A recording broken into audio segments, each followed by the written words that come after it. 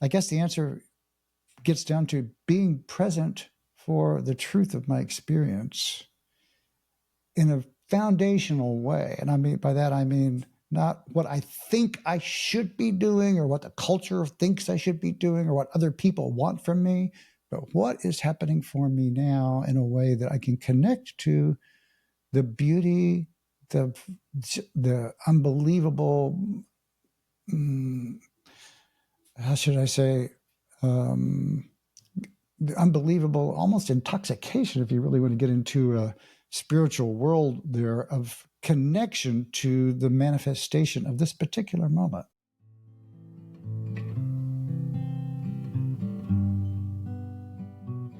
Hello, everyone. Welcome to the Reflections on Living Well podcast, where we explore perspectives on the good life in the 21st century.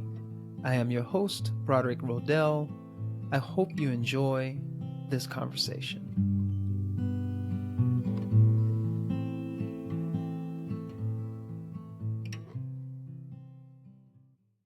Hello, everyone. Welcome back to the Reflections on Living Well podcast. Today, our guest is Brett Hill. Brett, known as the Mindful Coach, is a seasoned coach, speaker, and trainer with expertise in mindfulness-based somatic practices, career coaching, and technology. As the founder of the Mindful Coach Association and host of the Mindful Coach podcast, Brett leverages his background as an ICF-certified mindfulness and wellness coach, registered hypnotherapist, and former Microsoft MVP to help professionals and coaches elevate their presence and achieve transformative growth. Hi, Brett. How are you doing? I'm doing well. How are you? I am great. I'm very well this morning. Enjoying this nice, sunny, warm weather here in California today. It's been raining, which we've needed. Yeah, before we go into the long, dry, hot season down here. So it's been great getting that rain. At any rate, I'm excited to speak with you today and have a conversation about your perspective on living well. You have an interesting background there. But before we jump into the exploration of what living well means to you, and even though I read that bio, I still like guests to introduce themselves, and because the bio tends to be slightly different than how one introduces themselves in a moment. Slightly. Well, thank you. Thank you. I appreciate that very much.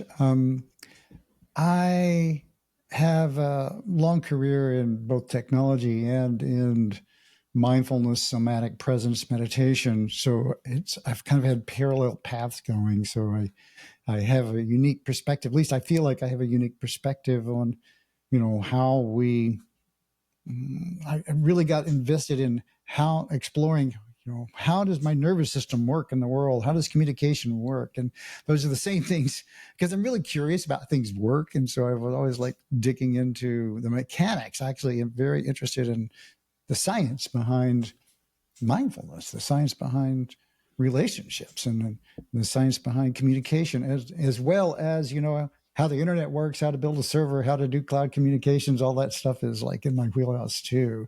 So I just really enjoy getting under the hood and exploring how things actually connect. So really, and I guess if I had to say anything, my fascination in life has been about connection.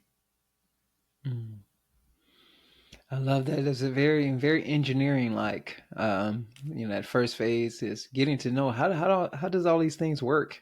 Yeah. When I was in college, I got really interested in communications with a degree in interpersonal communication, because I got fascinated with how is it that we can actually even understand each other and influence, and what do I see when I look at another person, and what do I hear when I hear another person, and how do they hear me, and what assessments and judgments are they making, and where those come from? It's just really like the whole thing. I really just wanted to understand it.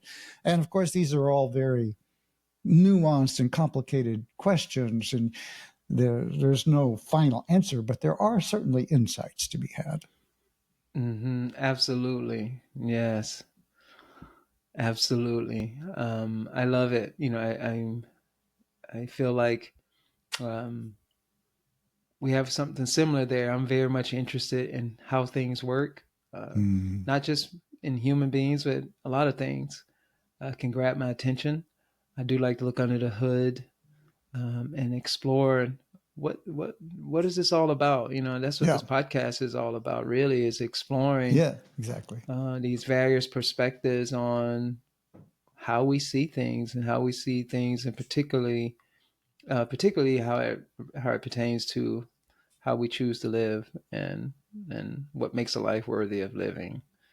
Right. So Great question. yeah. So speaking of which, I know you connection is a big thing for you. I know, but I'm Mhm. curious to see how that plays out in the rest of this conversation. But yeah, so what makes a life worthy of living? What does living well mean to you? Well, a life worthy of living is an interesting frame. Um, it's almost like there's an assumption that there's a life that is unworthy of living, Hmm. you know. And I think the gift of life, if you just step back and look at the probability that we even exist, and look, at our location in the solar system, at the particular evolution of the molecules that came together to create life that evolved in such a way that we're actually here able to speak in these exceptionally complicated ways over these exceptionally complicated technology, is phenomenally improbable. And the fact that it happened at all means you won the lottery of lotteries, and so there's a gift here that's incredible. And so a big part of it is for me is just realizing is, I guess the answer gets down to being present for the truth of my experience in a foundational way. And I mean by that I mean not what I think I should be doing or what the culture thinks I should be doing or what other people want from me, but what is happening for me now in a way that I can connect to the beauty, the the unbelievable, how should I say, um, the unbelievable, almost intoxication, if you really want to get into a spiritual world there, of connection to the manifestation of this particular moment. And there are, if you dive into kind of the teachings of the mystics, and kind of is where I dwell, and ultimately, it's there's a tremendous amount of mm, beauty in the world every moment. Sometimes I put it like this: we live in a world with unlimited amounts of suffering, unlimited amounts of pain, everywhere you look. And there is also an unlimited amount of beauty and grace. So, given that that is so, who do you choose to be? And that, I think, is the answer to what makes it worthwhile, or how do you live the life, a worthy life, if you will. It's like, what do you choose to connect to? And so just being present, and to get to that place where you have to kind of unpack attachment to the things that you've been told you need to do, uh, and realize that, yeah, I need to make money, I need to be successful, et cetera, and that may be so, but if you spend your entire life doing that and you never look up and see the sky or see the grace of the birds flying over or the beauty of a spring flower or the face of someone you care about, and really appreciate that and feel into that, then you've missed your life in pursuit of an idea, and you don't get that back. So that's what makes it worthwhile: is being present for what's actually happening right now. Mm. Oh yeah, I love it. I There's a lot to unpack in what you just said there, and even just from the top, acknowledging that, I use my words here. Every moment is miraculous. Mm. It's fascinating that we do exist, and just acknowledging that, and recognizing this extraordinary amount of beauty in the world, along with all of the discomfort, the suffering.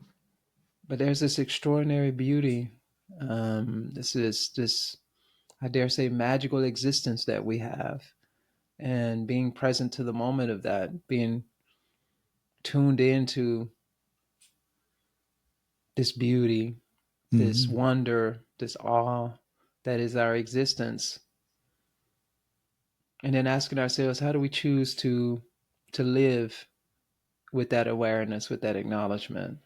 That's a beautiful way of putting it, Brett. I really like that. Um, I'm with you in terms of I kind of dwell in that space a lot too. Well, I used to a lot more, and then the last few, I don't know, number of years, really trying to make sense out of the politics and all that kind of stuff. And I'm Yeah, finding my home again, back into the mystical traditions and the exploration of the mystics and their perspective and sure.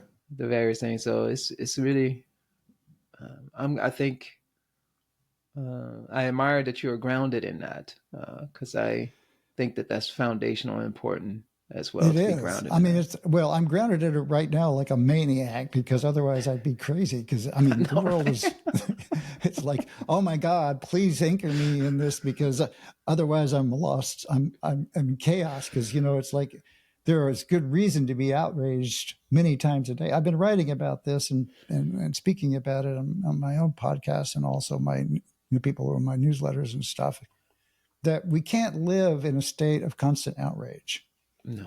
even though that makes sense, like there's a lot to be outraged about right now. And yes, it's insane. And the thing that just breaks my heart so much is just the unnecessary suffering Mm-hmm. that's being induced uh, into the world unnecessarily. And I believe, insanely. Actually, I consider it insanity, actually. But here I am. And here we are, and these are facts. And so it doesn't help me I don't change it by being angry. I change it by being connected to what is still true and beautiful in the world and then taking action from that place. Not just sitting around going, oh, everything is so beautiful and peaceful. Why do I care if all this harm is happening? I care deeply. I care profoundly. And I have to watch I'm an older guy, but I'm from the, 70s. And like, we were taking radical action back then in those days too. And it's like, I have that young guy still in me and I'm willing to hit the streets and make noise as much as anybody. And I do, and I will. So I'm into, let's just say, embodied, grounded activism. Mm-hmm. Uh, from a place of being connected to what's true and real, at least in the best sense that I can have of that, whatever that means, and I'm not under any impressions that that may change things, but I am going to do my part.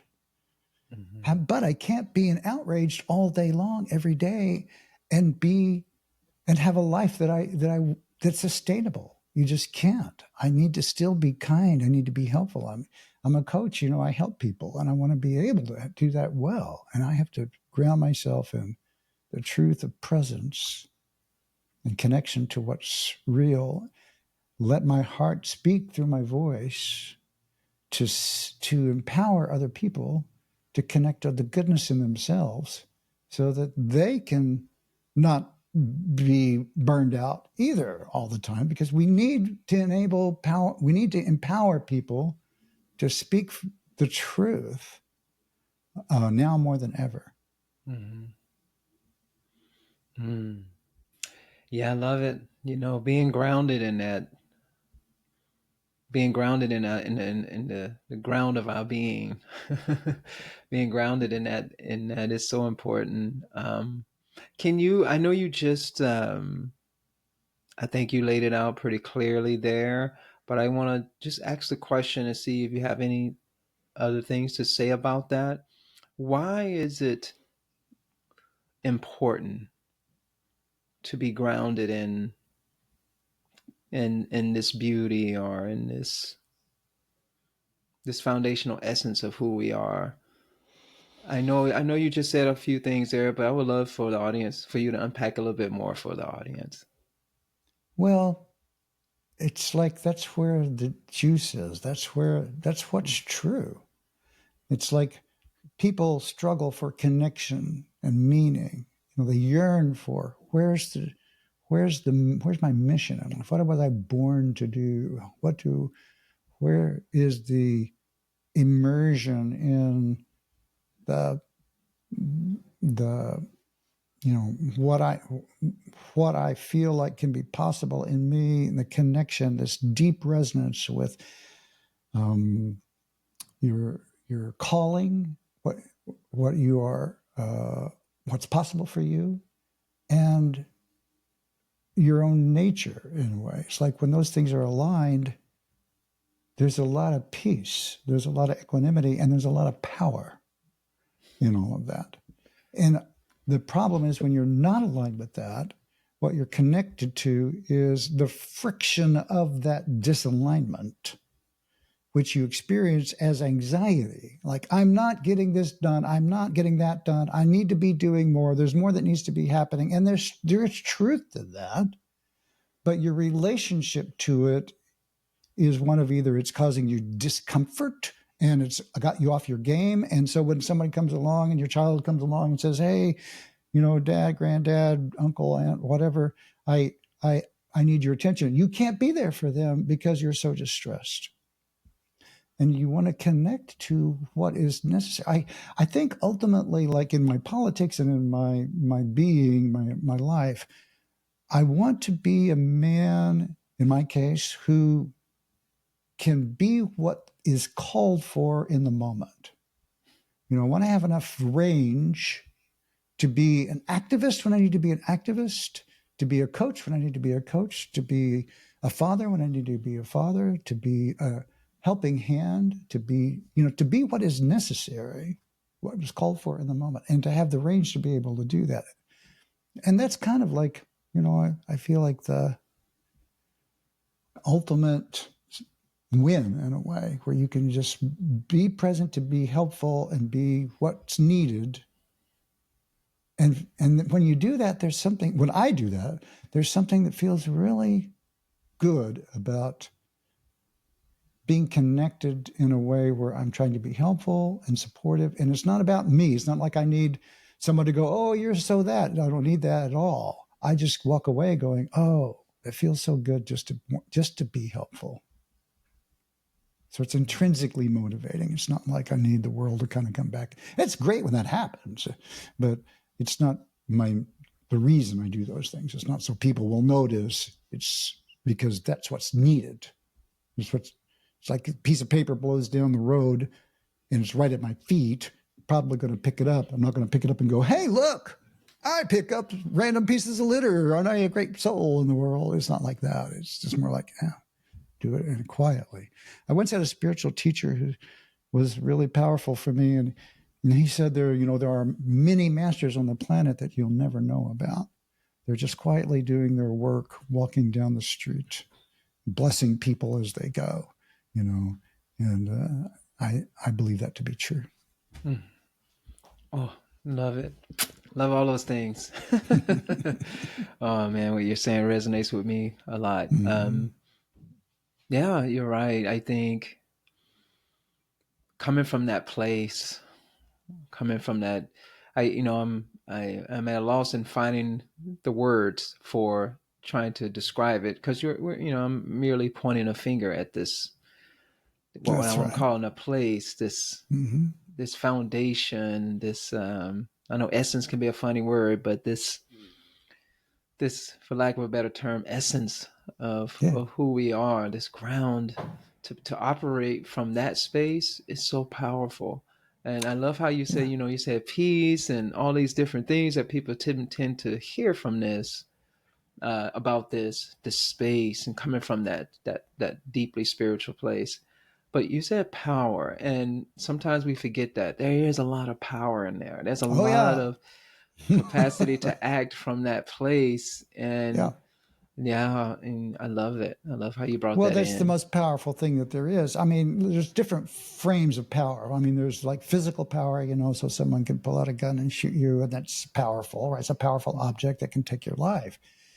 And then there's intrinsic, what I call it, intrinsic power. There's people who have spiritual, let's call it spiritual power, or their presence is affecting people in kind of invisible ways, and that's a different kind of power. But you have to be animated in life to be able to do that. So which is more powerful, a gun or spiritual presence? All right. And so it's like, really, that's an interesting philosophical question. Nevertheless, there's this notion that the presence that you manifest when you get in touch with kind of who you really are, it's not yours at all. It's not really even your presence. It's just presence coming through you. And if I drop this form of Brett, some people believe in like reincarnation and that kind of thing, the presence is still there. It's just not draped in this form. And this whole notion of identity, like there's truth to that. There's a me here that has experience that's unique to me that nobody else in the world has. But it's a temporary phenomenon. There's a birth, there's an arc, and there's an ending to this form that I'm in right now. And I'm well aware of that. I'm also, this is getting kind of woo, I'm also well aware that, in my belief and my experience is that there will be other forms of this, if that's what's called for, to serve some mission that's even way beyond words that I don't know. Like what are the mechanics of being, that this is the mechanics of being? What's the nature of being, that this is the way it shows up? I don't know, and that's way beyond me. All I know is I can just be here and literally be present with you and feel the connection and the heartfeltness and the beauty of the sky and go, there's something in this that matters. And that's what I'm about. And really helping people do that work. And they generally feel much better for it. And that's the most important thing I know to do on the planet. It really is. Folks, there's so much in there. Go rewind, go back and listen to that again. That was beautiful, Brad. Thank you. So, I am so with you 100%. And just for the sake, for the sake of the audience, and just to get your perspective on this, how do we cultivate this? How do you get to know this Yeah, awareness, this deep place in us? How do we get to know this? What can we do? that's a fabulous question. And this is where the scientist in me kicks off. It's kind of like, okay, so what's the science of being, right? How do you get there? How do you know that? And really, there have been many people who have laid out the path. For all the mystics of the world have laid all this out. And I will say that in general, there are easy ways and hard ways, and some of them are really, really hard. You may have heard of a phrase called dark night of the soul. And, that in its most rigorous form, it looks like something like that. And it's like, well, that sounds like a bad thing. But really what that is like an unmasking, if you will, of the illusions of who you think you are. And going through, oh boy, I could go off for a million years on this. I've got so much, I've invested so much time in studying this. Back in the day, in the 30s, there was a man named Gurdjieff, and he had a very unusual mystical teaching. And one of the things, very unusual, unlike anything else I've ever heard of, it was very physical as well as being very abstract. But one of the things that he said, concepts that I learned from his practices, was this notion of spiritual heat, that you have to have enough heat in the system. And this is about physics, really, to manifest change. And so let's look at the things that cause people to really change. Oftentimes, it's whenever something happens to you that's unexpected, that is so powerful that you have no choice but to pivot. So maybe you get, heaven forbid, an illness that's life-changing. You get hit by a car and you can no longer walk. You lose someone important to you. You lose everything you own. Something happens to you that causes you to have to pivot your life in a way that you wouldn't have done otherwise. Now, that's an outside influence that brings enough heat into the system to create a really big change in you. Now, hopefully that change turns out to be positive, and very often you'll see stories all over the place of, well, I went to prison and I had an addiction, or I had this thing happen to me and I came out transformed. The heat of those moments creates transformation, or can create transformation. So you can wait for one of those moments to happen to you, or you can choose to engage your life with enough energy and passion to self-create that transformation. So to answer your question, how do you begin? You begin by making effort. And that effort is in a very specific way. It's to be, so you first begin by simply paying attention to your experience. As Eckhart Tolle says so beautifully, and many others, the body is always in the moment. That's why I'm a somatic coach. I first teach people to connect to what is the truth of your experience. And that sounds very esoteric, but it can be very simple. You look in the sky, you see the sky, what's the truth of your experience in that moment? Are you looking at the sky, oh, it's blue, and yeah, it's cool, and then you walk off, all right? That's an experience, but it's not a very connected one. Have you ever had, for example, let me just ask you personally as a way of demonstrating, what have you ever had a moment where you've like laid out in the backyard, maybe as an adolescent or a young man, and looked up at the stars and really just gotten all cosmic because you're, wow, look at the stars, or some experience like that? Have you ever had an experience like that? Oh, absolutely. Yeah. Definitely. Yeah.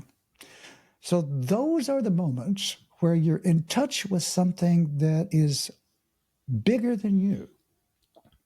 And that is like awe and wonder and, oh my God, this is so vast. It's unbelievable.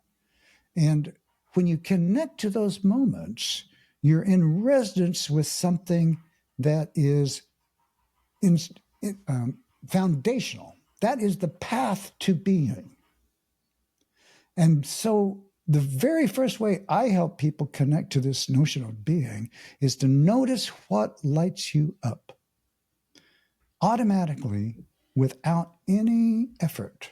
You look at it and you go, that is so great. I love that. Those are resources for you that you have access to, that you can study. So instead of just letting those moments go by, you make a practice of studying what's it like to be connected to the majesty of this mountain, the beauty of the sky, the magnificence of sunshine, the unbelievable cosmic experience of looking at the night sky and looking at light that's 1 billion years old hitting your eyes. It's like, wow, it's unimaginable. And that takes us to a place that shuts the cognitive thinking mind off long enough that you have the opportunity to experience something that's in the direction of who you truly are. And you can add as many of those moments to your life as you wish. They're uncomplicated. They're just there to happen. They're already there. You just have to notice them. That's the very first thing I do with my coaches, with my clients, with anybody who listens to me for more than 30 minutes. That's exactly the first thing I do. It's a life-changing experience to make a study of this. Those moments are perfect mindfulness. You're doing it on purpose, in the moment, and it's non-judgmental. That's using John Kabat-Zinn's mindful definition. So connecting to that experience, oh, I'm having one of these moments. Oh, yeah, okay, I'm going to hang out for 5 or 10 seconds with that, study it. And in that moment, there's so much stillness. That is being. It's really that simple. Mm-hmm. Love it. Speaking my language. Oh, That's why we're man. here. Right? Oh, it's so beautiful. I think, yeah, when we can transcend the finite, one way of looking at it. Now, Yeah. so folks, I'm going to play with all kinds of different language here so you don't get stuck on one way of looking at this thing, because Brett said in the beginning, we can't really confine this essence, this beauty, this being with language. So I'm going to use Yeah. all kinds of different ways, different metaphors to talk about this. And you're speaking of transcending the finite, this finite Mm-hmm. sense of ourselves into the infinite, Yeah. which is indescribable, ineffable, but we can experience it in moments of awe and wonder. And it's about creating the favorable conditions, and those conditions that are conducive to the experience of pure being. And it's Mm-hmm. beyond words. And it's those aha moments, some peak experiences, mystical experiences, spiritual experiences, those things. And it's so interesting you brought up the heat thing, because so I've been practicing yoga for a long time. I'm very much interested in yoga history and philosophy. And the early yogis, and prior to them, and you still have those in India, were the Mm-hmm. ascetics and tapas. Tapas is heat. And so they Mm-hmm. put these intense restrictions on themselves. Those put, some of it is, bodily mortification, but when you put these intense restrictions on yourself, it forces you to transcend yourself. I Mm-hmm. think that's the Mm-hmm. way I look at it. It forces you to transcend your finiteness and go to a different place. And that going to a quote unquote different place is not really a different place. It's always present with us. But this forces you suffering, that you brought up in the beginning of that. Suffering challenges can force us to transcend our attachment to ourself Yeah. and realize that there's something beyond Broderick. There's Mm-hmm. Mm-hmm. something that is me, that is not me, that can't be confined by any narrative of Broderick. And that which is me is beautiful. Mm-hmm. That Mm-hmm. right Yeah. there, in that which is beyond Broderick, that allows Broderick to be, is what enchants the world, Yeah. and what gives us power, the power that you were speaking of It's what gives earlier. it manifest. It's the manifestation of the universe. It's the manifestation Yeah. of here and now. So it's everything that there is. And I want to be clear for people who are listening that we're not talking about embracing or going after making yourself suffer, like intentionally making yourself. No. And another way to say this is learning. You can talk Mm-hmm. about suffering and just say learning. Okay, if I'm going to sit down and learn to play the piano, I I have to put my hands on the keys. I have to make myself sit down and go, okay, I'm going to play this.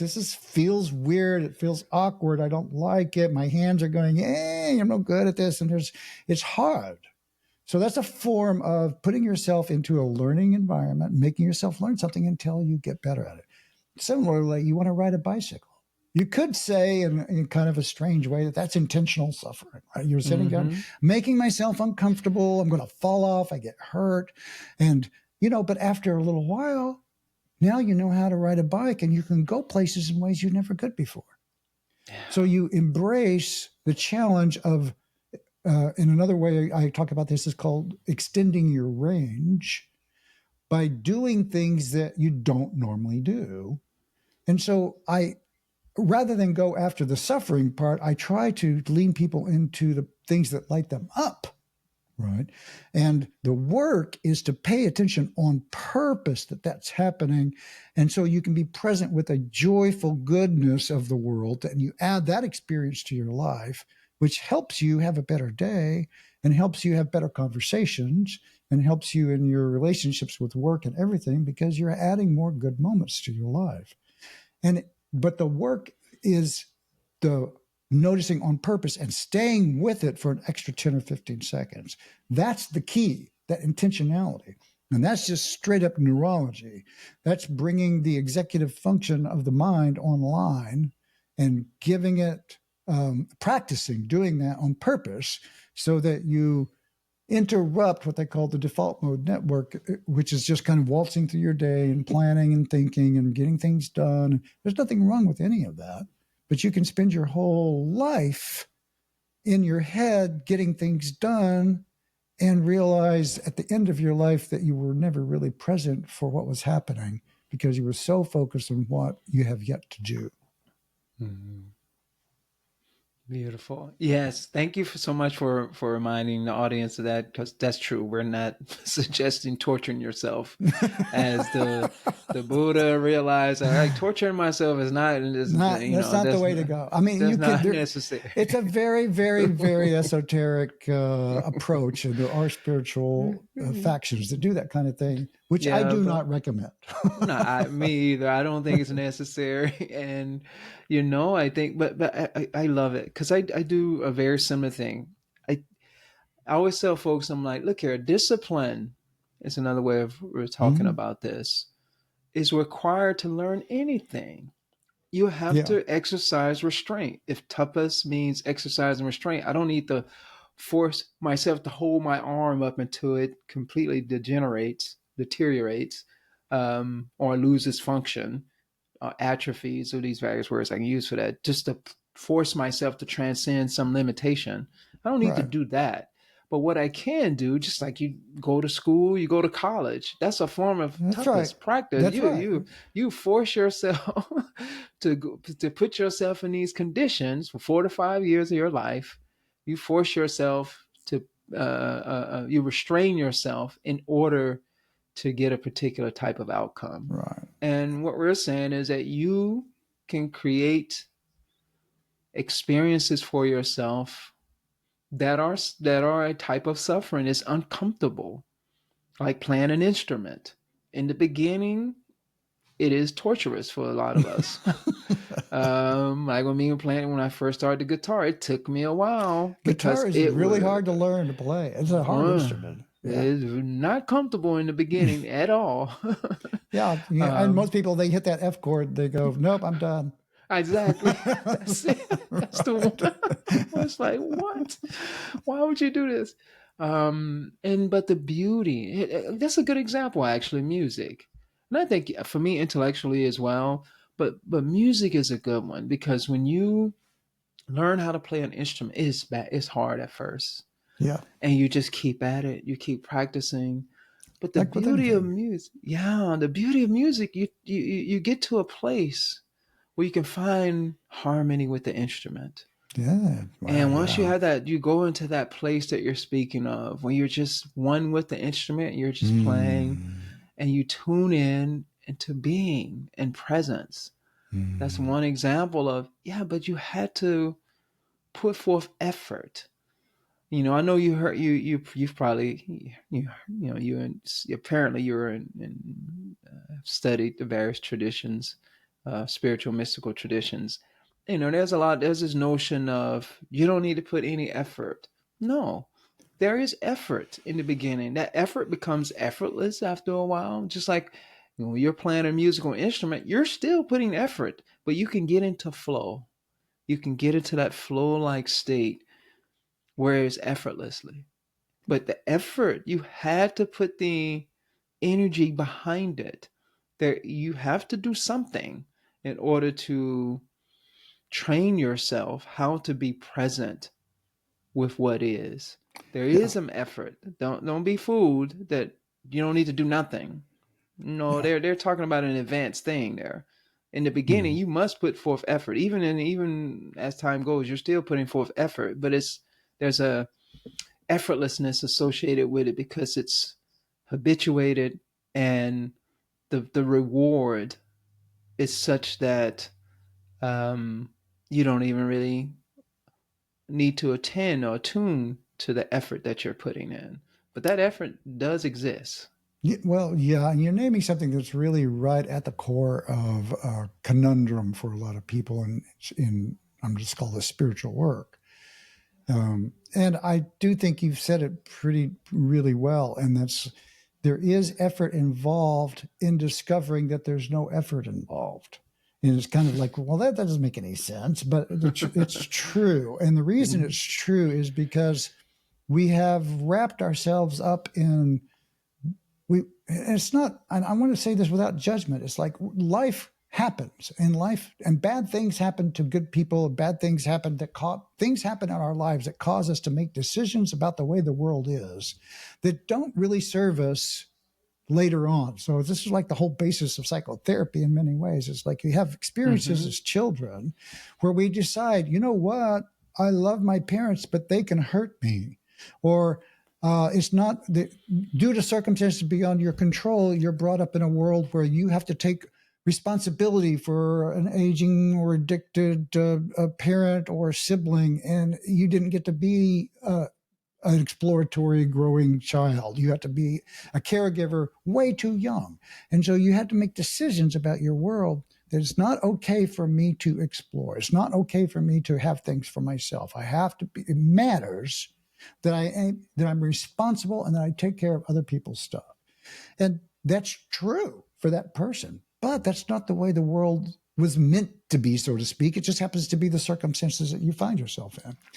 So later on, 20 years later, you're going, I can never find time for myself. I'm always taking care of other people as an adult, and you can't figure out how to focus on what you need, because every time you start to do that, you have this raging sensation that this isn't okay, because it was not okay when you were first growing up, and your neurology is just getting structured, and everything you have about your identity is organized around this truth that it's not okay for you to take care of yourself and to do what you want. That would be selfish, and it would hurt, literally physically hurt people that you care about. So that's a big deal, and it's no one's fault. It just is the way of the world. So when you then later go, how do I connect to being? And the person says, well, I can't even entertain that notion. I have to be taking care of other people. The work is in relaxing long enough to realize that that is just learned behavior and is not what the world is calling you to do right now. Because it's neurological. It's just a pattern in your head that is easy for the brain to fire over and over again.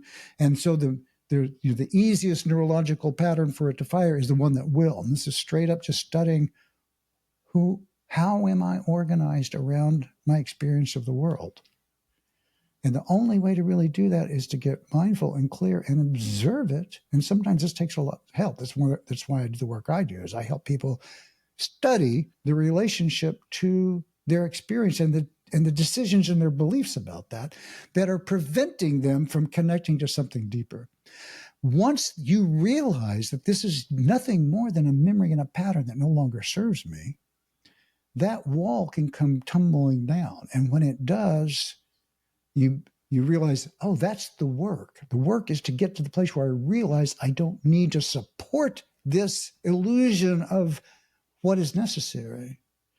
Then there's this feeling of relaxing, and you can connect to this more grounded source of being, which then feels effortless. So you can, on the other side of that, you can then say, wow, there's nothing, this is effortless, but there was a crap ton of effort to get there.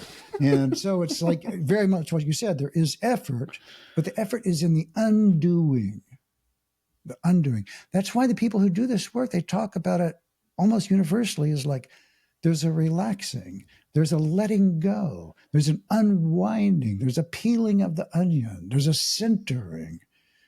And there's a stillness at the heart of it that is universally reported from all the people who've ever touched it. There's a reason for that. They're not just inventing. That's the way that our neurology experiences this. So there's a lot of turbulence, and it's kind of like the center of the storm, the center of a cyclone, the center of a tornado. Out around where the air is blowing, there's a lot of happening. And that's where our minds are most of the time, in that turbulence. But when you step out and you get a little bit bigger and you realize, oh, there's more going on here than turbulence. There's a source of this turbulence. And you really connect to that, then you become the weather and not the phenomena. Mm-hmm. I love it. Beautiful, man. Beautiful, Brad. Yeah. Again, audience, rewind and listen to that again. Oh man, I love it. Yeah, I think that was said so well, so beautifully, that we are not our limited selves. We're not the story that we learned, we've adapted over a lifetime of experience. And we can't change our past, but what we can do is change our relationship to it. We can rewire our brains. We Yes. can come up with better habits that are more conducive to the life that we desire. And that's beautiful work that you're doing, that work with people, helping facilitate this deepening of awareness of themselves, and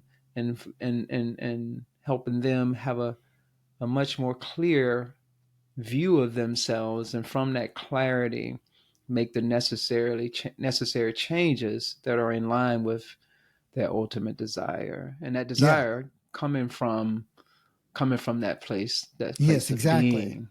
Because then Beautiful. you can engage in aligned action that's aligned with really who you are. And it's so fulfilling and it's so powerful. Right. And like you said, the clarity, because when you're in touch with that thing, things get kind of clear. It's like people, it's not like everything in the world is resolved and there aren't any conflicts or conundrums. But in terms of who am I and what should I be doing, that kind of comes crisply into focus. Yes, absolutely. Love it. So Brett, how did you get here? I always think there's some value in that for an audience to hear. How did a person um, come to embrace these ideas of this way of being in the world? Well, oh boy, that's a long story. I know. I've been through a lot of different. I guess I would say I've been always deeply moved by what are my limitations. What am I really truly about? You know, and so I was not shy to throw myself into unusual circumstances to learn, and that meant doing things that were kind of extreme physically as well as emotionally, and then also pursuing spiritual practices at the feet of teachers who I felt like had something to teach me. And so I went through several schools of practice where, from the transcendental type, where you're kind of connecting with the cosmics and getting initiations and being brought up to be a teacher in spiritual traditions. And at the same time, I realized that there were limitations to that because it didn't feel like it was. Some of it felt like spiritual bypassing, like, just connect it to the bliss of meditation and everything will be fine. And there is some truth to that in the sense it's a great place to be. You can put yourself into these very transcendent spaces where your psychic is crap. You're really connected to everything in a very spiritual, all kinds of crazy, miraculous things start to happen around you. And that's all quite an amazing experience. But I'm on the planet for a reason, and it's not here to skim the surface. It's not here to live in the air or on the mountaintop. And so I went the other way as well. I really dove into what's it like to be, in my case, embodied as a male on the planet and with my feet on the ground. And so I also really, really went after, like, what's it like to be in this form, in this body, on this planet, in connection with other people and the physical objects of the world, the physical manifestation. And so I really went after that as well. And I felt like that kind of gave me this, how should I say, kind of an appreciation more for the fact that this is, more my personal orientation.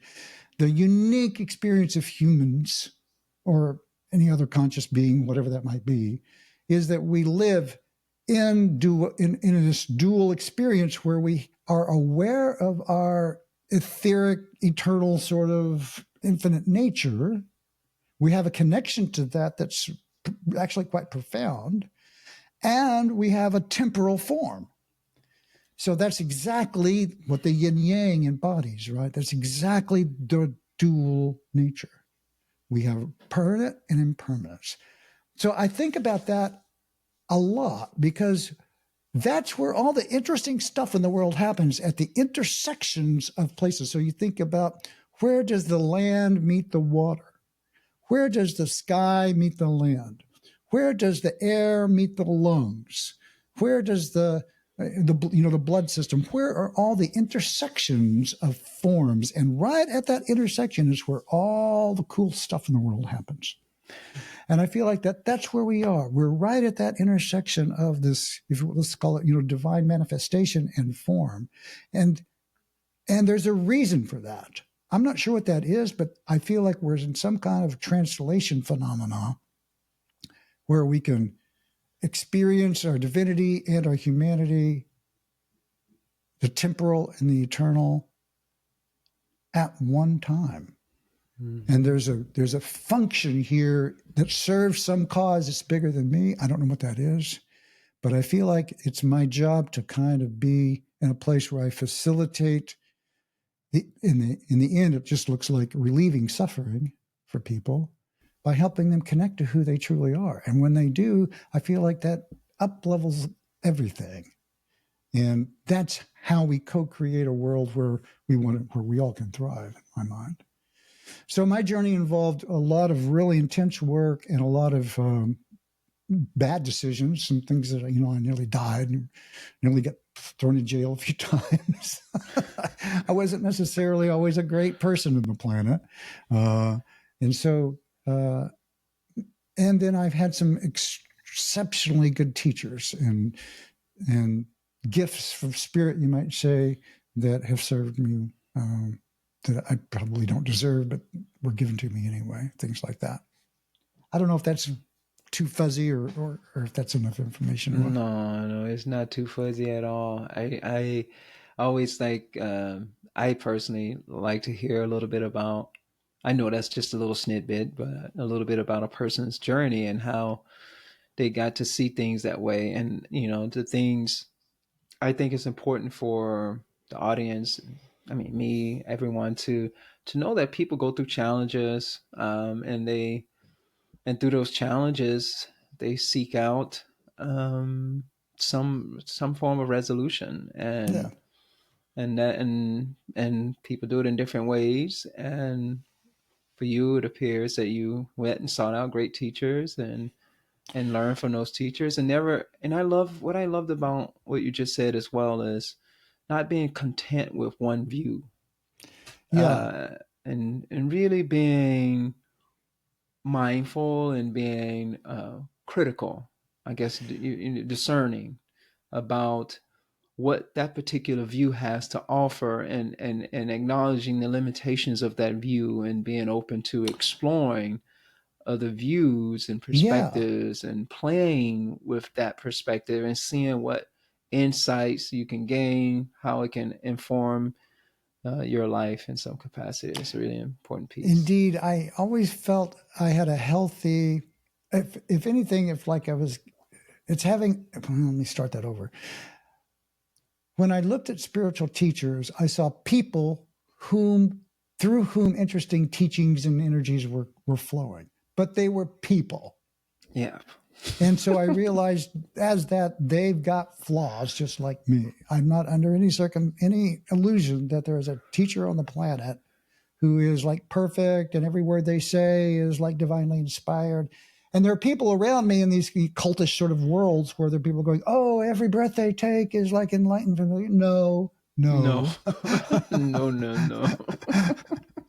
But they do have some cool stuff to say about form and function. And when I really like the way that they talk about it, it's like, yeah, I'm really in it for that. Right. And so I wasn't under any illusions that there are any perfect people on the planet. And really, the thing is not so much about what they're blind about, but what am I blind? What am I not seeing? Yes. And I was always in pursuit of that. And I tested it. I went out and said, what don't I know? So that's how I wound up working with some people where I learned some really unusual stuff. Not unusual, but I'd say hard to learn, esoteric kind of stuff, because I was after what don't I know, And to do that, I have to go to places and do things that may not make sense because I don't know if they make sense until I've learned it. And I found out that, there are things that I don't know, but I can trust my instincts to realize that, this is kind of off. Throw myself in. Is it really off? Is it really off? Really get in there? Yeah, it's off. There's some cool stuff here, but it's really off. And that made me learn by doing the hard work of checking it out. And so I figured that's another thing I would say to people is like, explore what's true for you by asking the question, is it so? Right? Is it so? And then finding out. Yeah. One of the things I help people with is, studying your impact. Like, what is your impact on the world? And helping people really own how you show up in such a way that you can have the impact that you wish to have. Do you want to be helpful? Do you want to be loving, kind, grateful? Is that the way people see you? Well, you can ask. It's like, how do I come across? And study that, because if there's misalignment, if everybody in the world is telling you that you're a jerk and you feel like you're loving and kind, there's a disconnect there, right? Yep. And I know a lot of teachers who say, well, you can't take responsibility for what other people think of you. And there is some truth to that, because you ultimately can't, but you can take responsibility for your general impact on the world. So if I'm being really compassionate and kind to people on purpose, because that's the way I wish to show up, and someone says, well, you're a jerk, and that's 1 out of 1,000 people, I know it's probably not me, because I know who I am. There's something here. So I'm going to say, tell me more. Mm-hmm. What am I not seeing? What am I missing here? Yeah. Right? Rather than, oh my God, I just think bad. I don't know what I'm doing. Am I fake? Am I faking this all? I don't know. It's not about, I don't get shaken like that much these days, although it does happen. Mm-hmm. But it's really about knowing, and you get enough people tell you what you're like, eventually you get the message that you're coming across a certain way. Mm-hmm. Hopefully that aligns with the way you wish to come across. That's another thing that I teach when I'm my mindfulness and presence for professionals training. Beautiful, Brad. Beautiful. I love it. Mm-hmm. Yeah, yeah.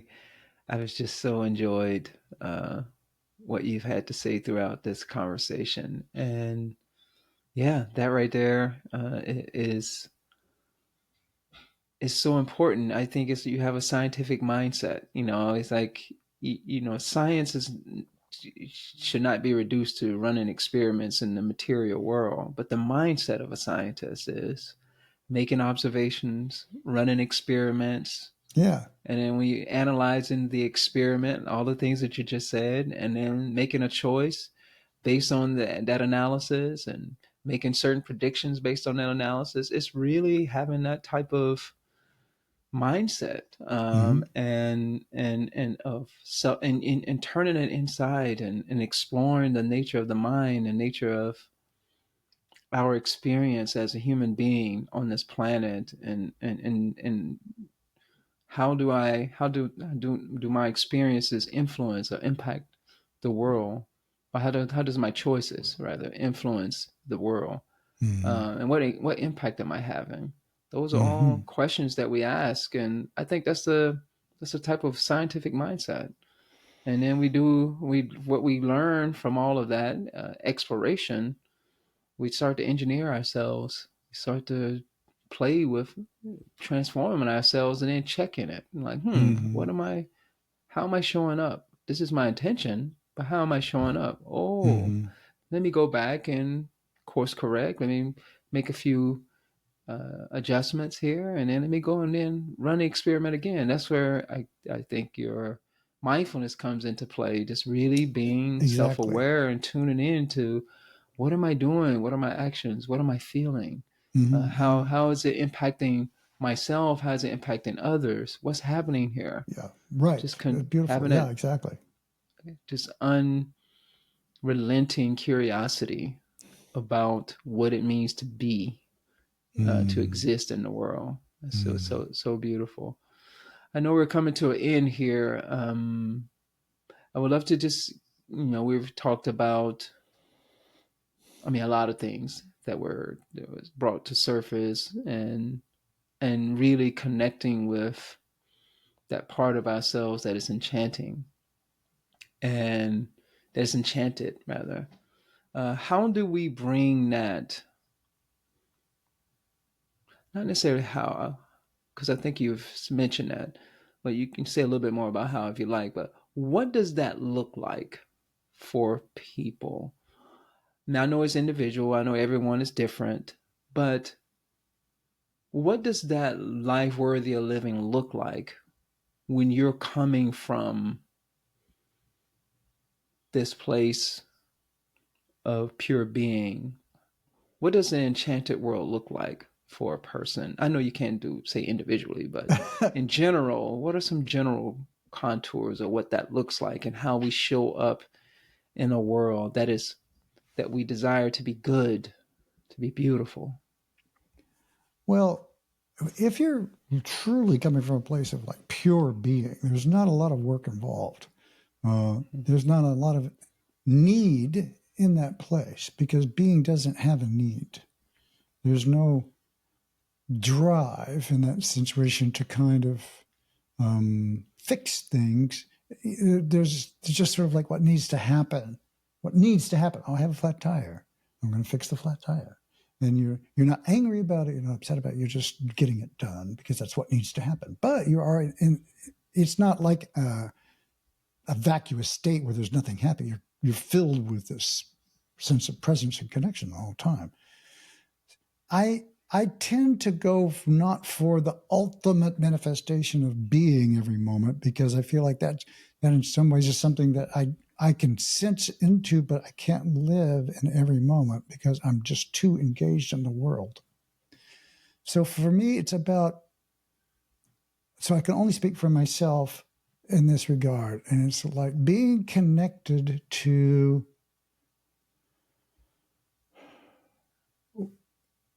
the, if I had to say there's something that really lights up in me about this, it's like being connected to what wants to emerge. I have some sort of, I don't know, orientation around what wants to emerge in other people, in situations and processes. And I feel the Ron Kurtz, who created the Hakomi method of psychotherapy, somatic psych, would call it the organic wish. No, excuse me, that was John Eisman, the organic wish. What wants to emerge in the world and in people? What is the thing in them that wishes to rise and meet the sun and flourish, right? Mm-hmm. There's something in me that wants to empower that in people and in everything that I make. I want to make the world a better place every spot that I'm in all the time. But it's not like I'm walking around, I must make it better. I've got to. It's not like I'm on a hunt. It's just sort of like that's what, it's kind of hard to describe. It's just, that's what organically emerges in me. It's like, oh, I can facilitate. Here, let me make this a little better. Oh, and this, I hear your pain. I see your suffering. Did anyone ever tell you that you really have a great voice? Did anyone ever tell you how heartfelt you feel? I'm doing that kind of stuff all the time, telling people the way they feel to me, to encourage the light in them to kind of shine brighter. So I'm just trying to facilitate healing, wellness, and the emergence of something that of light in the world of consciousness everywhere I can. And if that means picking up a piece of trash, or it means being present with people who are suffering, or it means just hanging out with myself writing an article. That's what it is. Awesome. And one of the reasons why I asked that question is and I think you just shined a light on that, is that when we come from that place, we inevitably, it shows in our character, it shows in our ethics, our morality. And you say, you want to bring that light into the world. You have this desire for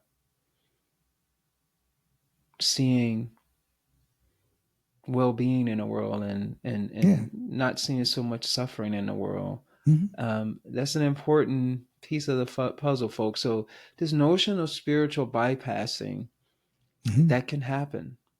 But, and initially there is a certain kind of bypassing that happens, this idea of neti and like, I'm not my body, I'm not my mind, I'm not my identity, I'm more than that. So there's a kind of bypass in those aspects, but that's just a phase. And then you realize that, oh, I am responsible in this body because this body is an expression of that which I really truly am. But I'm Mm. not limited to the narrative that I have about myself. Yeah, Now, that's nice. how do I act and show up? I think it's what you just articulated. With that awareness, how do I show up in the world? Because everything is an expression of ultimate being or the infinite reality. Even though it appears finite, but everything's an expression of that. And how do I show up? Because I have that realization. I want to bring the light out in people. I want to encourage beauty and goodness in people in my actions. I want to be kind and compassionate and generous and all of these positive qualities because I have not only this awakening. I don't think awakening is enough.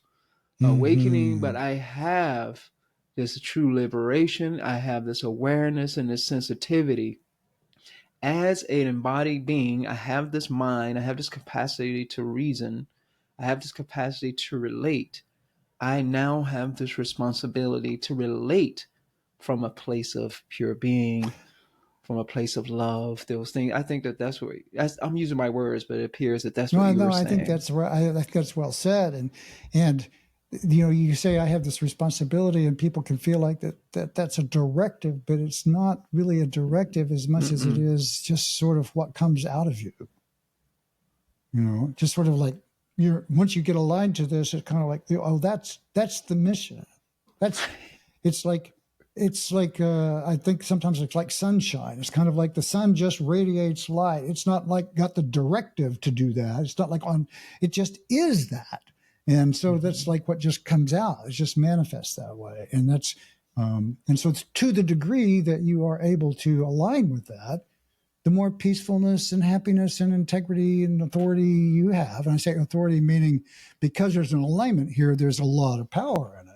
Mm-hmm. And you know, when you get in the way of that, well, I don't want to be so bright because I'm afraid of this, and people, I don't want people to be afraid of my brightness and all that. Static, you know.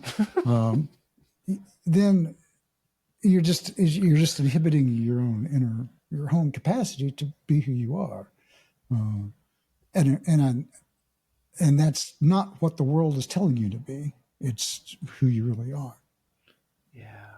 So beautiful, Brett. Oh man, this has been so awesome. I love it. I love this type of exploration. Every conversation I have is different. It's like, there are lots of common themes, but everyone emphasizes one thing or another, or the conversation just kind of goes in a particular direction based on the day. And today, this is where the conversation led us, and I've thoroughly enjoyed it, and I hope the audience has as well. Lots of rich, powerful things that you brought to surface here in this conversation, and it's been just lovely.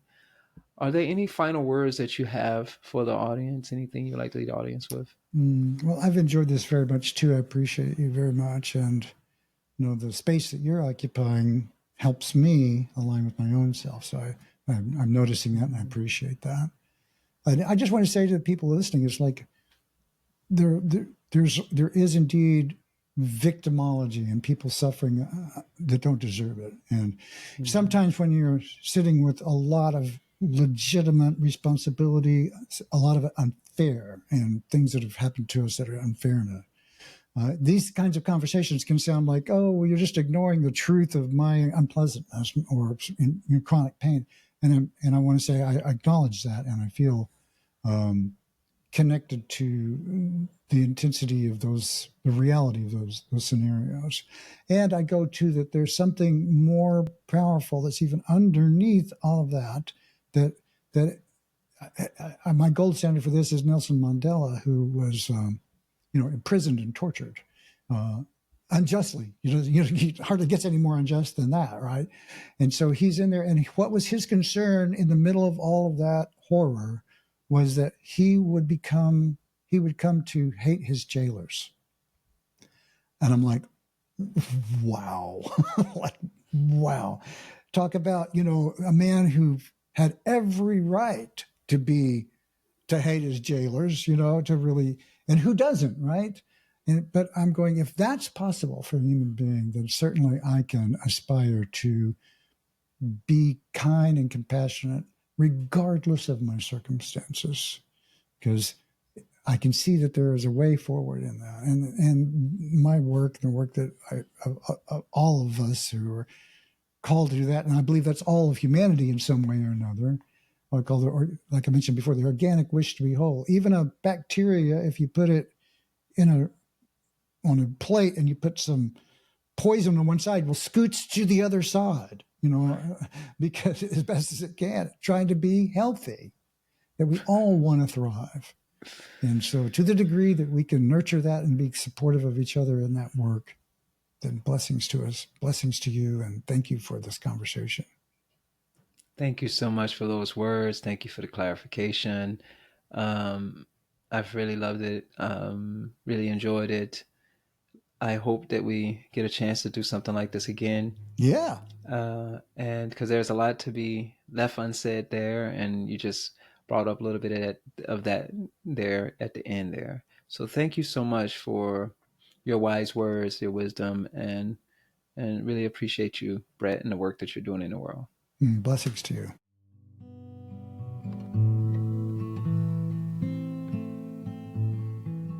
Thank you so much for tuning into the show. I hope this conversation has inspired you to reflect on your own views of the good life. If you enjoyed the show and want to hear more inspiring and thought-provoking conversations, please follow, write a review, and rate us on your favorite podcast app. If you are tuning in on YouTube, please hit that like button and subscribe. Your support is very much appreciated.